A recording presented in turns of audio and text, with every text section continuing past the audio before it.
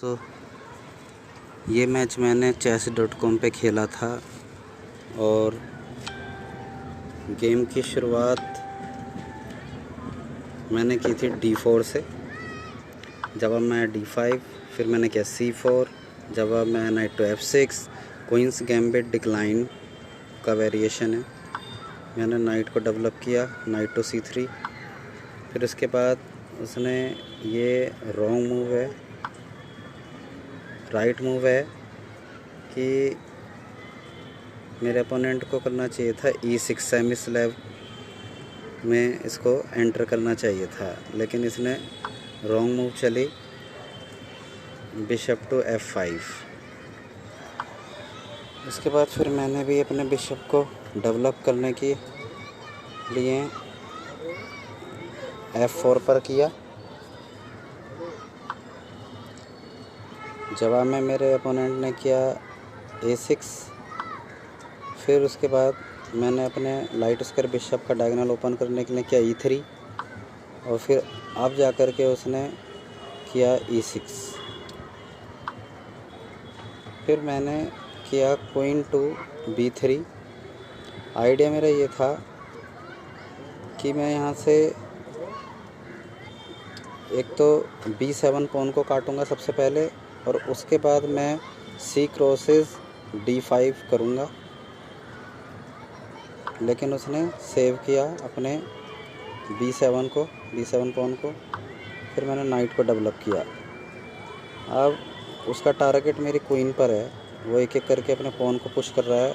अभी उसने किया A5, फिर मैंने D crosses C crosses D5 किया, उसने E क्रॉसेस D5 किया और फिर मैंने चेक दिया अपने बिशप से और फिर मेरे बिशप पे उसने अटैक बनाया और चेक डिफेंड किया। फिर मैं अपने बिशप को ले गया E2 पर और फिर उसने मेरे नाइट को पिन किया। मैंने कैसल किया पहले, उसने भी कैसलिंग की और फिर मैंने अपने नाइट को बचा करके मैं ले गया A4 पर।